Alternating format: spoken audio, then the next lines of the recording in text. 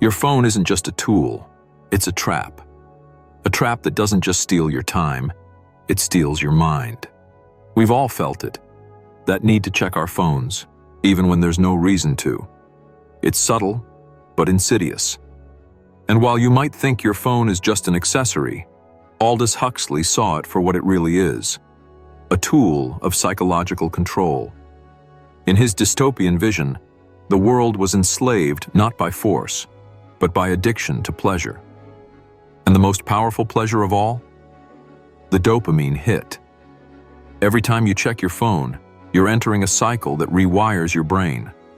Huxley warned us that technology would manipulate our minds, keeping us in a constant state of distraction. And that's exactly what's happening. The notifications, the endless scrolling, the need to stay connected.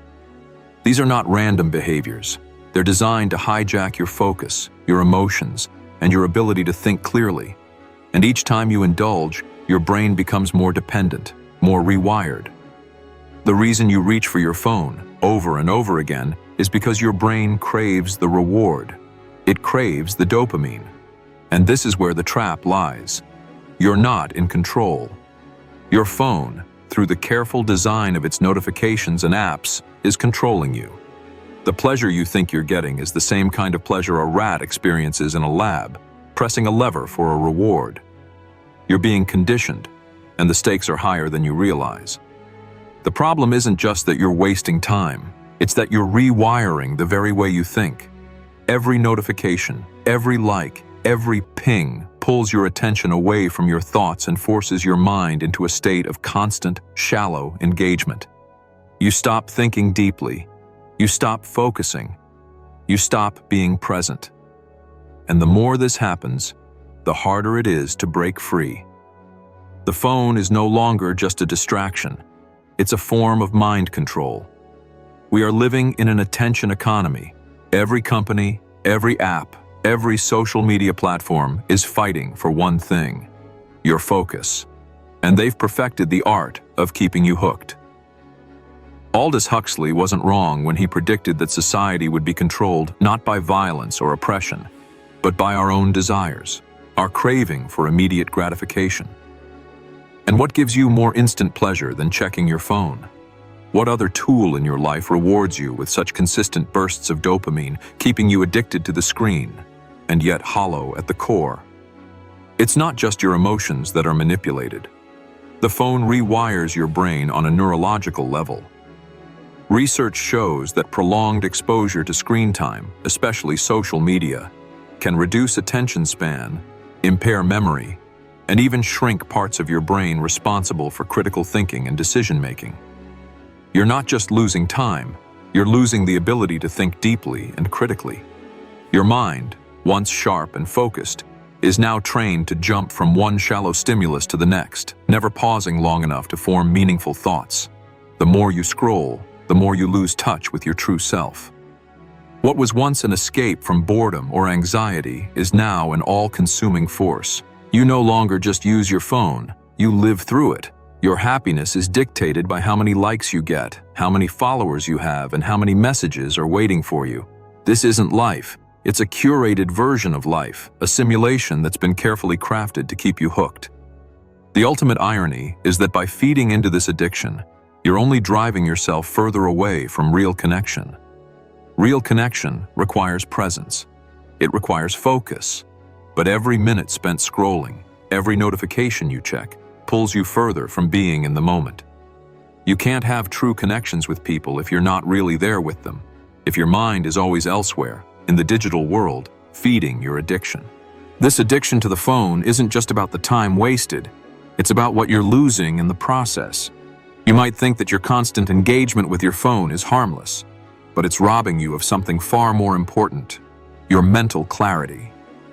With each ping and vibration, you condition yourself to be in a state of constant distraction. And when your brain is constantly jumping from one small task to the next, it forgets how to focus. It forgets how to think deeply. The world around you becomes a blur. You stop noticing the details. You miss the subtle, quiet moments that once grounded you in reality. The taste of your coffee in the morning, the sound of rain tapping on your window, the feeling of a conversation without interruption. All of these things become secondary to the next notification. And without the ability to be truly present, your mind begins to suffer. You become disconnected from the world you're actually living in, all in pursuit of a digital world that is anything but real. Aldous Huxley's prophecy wasn't about a future where we're physically imprisoned, but where we're mentally enslaved.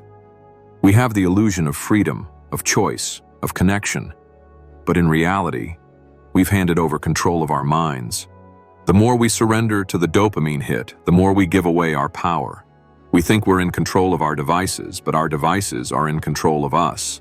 Every scroll, every notification, every update rewires the neural pathways in our brains, teaching us that we need this constant stimulation to feel alive. You might tell yourself, I'll just check my phone for 5 minutes. But 5 minutes turns into 15, then 30, and before you know it, an hour has passed. This cycle isn't just time wasted, it's life stolen. You are training your mind to crave the quick fix, to never be still, and to never truly engage with the world around you. And in doing so, you're sacrificing your most precious resource, your attention. If this video made you realize just how much your phone is controlling your life, give this video a like and share your thoughts in the comments below.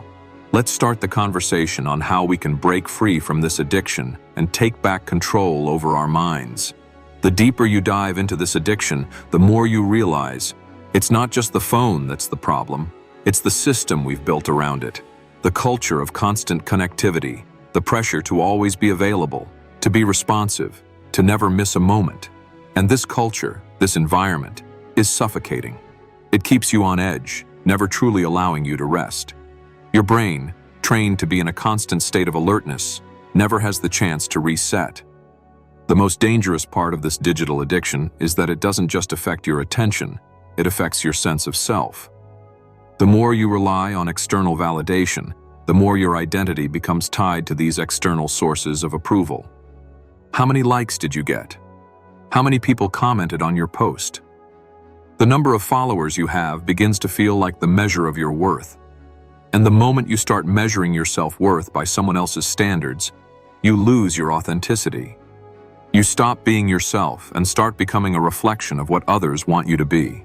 You start living for the digital world, not for the one around you. This isn't a small issue. This is a fundamental shift in how you experience life.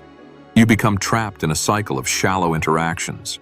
You may have hundreds, even thousands of online friends, but how many real, meaningful connections do you have in your life? The answer is likely fewer than you'd like to admit. And this is because the addiction to your phone is robbing you of the ability to connect deeply. The constant checking, the endless scrolling, the immediate distractions prevent you from investing your time and energy into what truly matters, the people in your life, and most importantly, yourself. To truly escape this digital prison, you must begin by reclaiming your attention. It starts with acknowledging how deeply you've been affected. And then, it requires effort. Effort to disconnect from the false sense of urgency that your phone creates. It's time to stop living for the next notification, for the next like, for the next quick fix. It's time to take back control of your time and your mind. If you're ready to break free from the endless scroll and take control of your mind, hit the like button and share your thoughts below. Let's start a conversation about how we can reclaim our attention and break the chains of digital addiction. Breaking free from the grip of digital addiction isn't easy. It's not about getting rid of your phone entirely, though that might be tempting for a few days. It's about changing your relationship with it.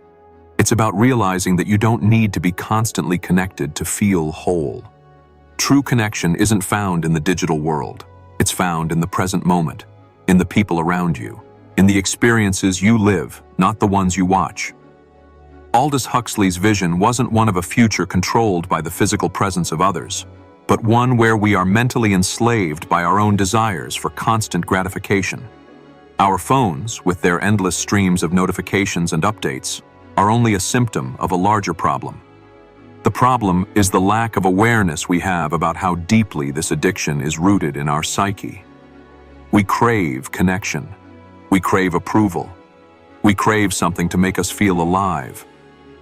But we don't realize that the more we chase these fleeting hits of dopamine, the more disconnected we become from what truly matters. So what do? The answer lies in self-awareness and discipline. It's not about cold turkey. It's about learning to pause, reflect, and break the cycles.